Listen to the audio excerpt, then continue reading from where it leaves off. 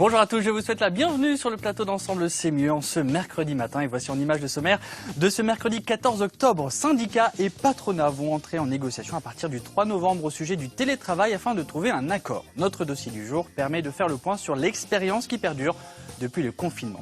Le travail étant le fil rouge de notre émission, vous apprendrez à connaître notre citoyenne coup de cœur, véritable coach en évolution professionnelle qui accompagne les employés et conseille les employeurs. Et à l'occasion de la diffusion ce soir d'un réseau d'enquête sur les pompiers, nous valorisons cette profession avec 2 témoignages. Le télétravail sera également l'axe de notre fil rouge. Raphaël Talbot, qui vous le savez en région nous déniche toujours de très bonnes idées et de bons invités en lien avec la thématique. Et elle est là, Raphaël, pour nous en dire plus. Bonjour. Bonjour Mickaël, bonjour tout le monde. Alors aujourd'hui on parle de télétravail et de coworking. J'aurais pu vous amener dans une ville comme Toulouse ou Montpellier où il en existe plein, mais non, j'ai décidé de vous amener dans le Gers, à Auch. On est dans la zone industrielle de l'Hippodrome. C'est l'Innopark qui est juste derrière moi. Je vais vous présenter cet espace de coworking. C'est le plus grand du département, le département rural. Et je vais vous présenter une entrepreneur qui va nous dire pourquoi elle travaille ici. A tout de suite. A tout de suite, Raphaël. Ce qui est fou, c'est que même le vent dans les cheveux, vous restez magnifique. On vous retrouve tout à l'heure. Ce matin, Raphaël nous montre un exemple de coworking. Vous êtes toujours à Auch, oui, Raphaël. Je suis toujours à Auch pour parler coworking. Et je vais tout de suite vous présenter Audrey, qui est animatrice du réseau Solo Gers. Bonjour. Bonjour. Bon, expliquez-nous où est-ce qu'on est. On voit un grand espace avec plein de bureaux. Qu'est-ce qui se passe ici? Alors ici, c'est, on va dire, un tiers-lieu en émergence avec des propositions d'espaces de coworking, de bureaux partagés, de salles de réunion. Voilà, il y a aussi un Fab Lab, c'est le siège d'une coopérative d'activité et d'emploi, tout ça. Qui peut venir ici? Comment ça se passe pour louer un espace? Alors, peuvent venir ici les entrepreneurs indépendants qui en ont marre de travailler tout seuls chez eux et qui ont envie voilà, d'être dans une espèce dans une dynamique pour rencontrer d'autres entrepreneurs.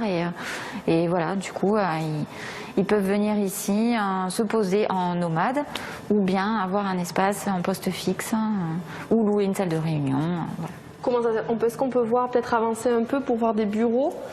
Oui, donc là vous avez le bureau de Roberta qui fait passer des bilans de compétences, entre autres. Après notre entrepreneur qui a pris un bureau aussi. Et puis tout ça, ce sont les espaces communs, espaces partagés. Voilà, ce qu'on peut dire la cantine, avec ici une grande table qui permet aussi parfois de se réunir, en plus d'y manger.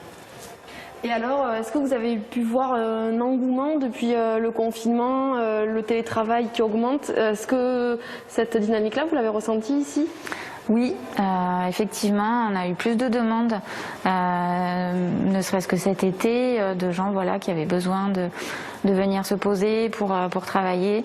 Et là, aujourd'hui, on a aussi plus de demandes pour des postes fixes en espace de coworking, oui. C'est quoi le profil des gens qui viennent ici, travailler ici?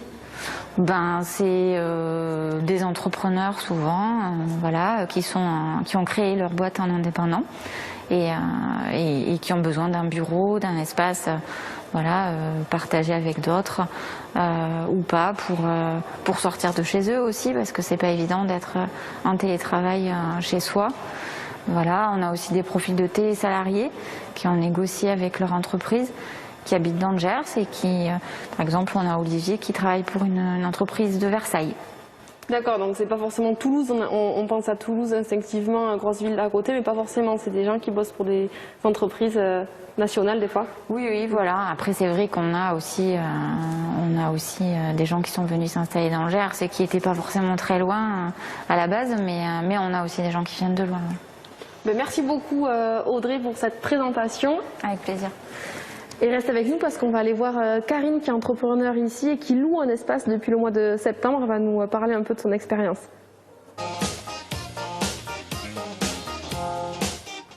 Oui, Mickaël, je vais tout de suite vous présenter Karine et Corinne qui ont lancé leur entreprise Podcast Lab il y a 1 an dans cet espace partagé. Bonjour Karine, bonjour Corinne. Bonjour. Pourquoi vous êtes installée ici il y a 1 an?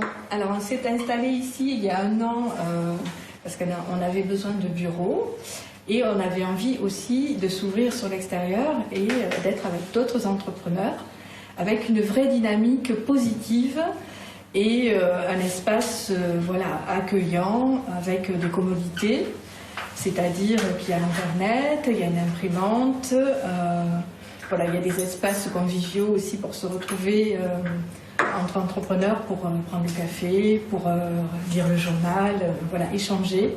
C'est ça en fait l'avantage, c'est qu'il y a un échange avec vos collègues qui font des choses complètement différentes des fois dans ce bureau. Qu'est-ce que ça vous a apporté par exemple? Alors on a rencontré des entrepreneurs qui sont dans l'informatique, dans le développement, dans la communication. C'est assez complémentaire. Et en même temps, même si nous, on est dans le podcast et dans la communication, il y a tellement de métiers différents dans la communication qu'on arrive à échanger et avoir des points, de l'aide aussi sur certains points où on n'est pas pointu, c'est un vrai métier. Voilà. Donc une aide par exemple, c'était pour votre site internet? Exactement. Enfin, je vais le montrer quand même, ça vaut le coup. Donc c'est celui-ci. D'accord. Donc on a réalisé avec 2 entrepreneurs qui se sont installés, qui sont sur un bureau un peu plus loin. D'accord. Merci Corinne.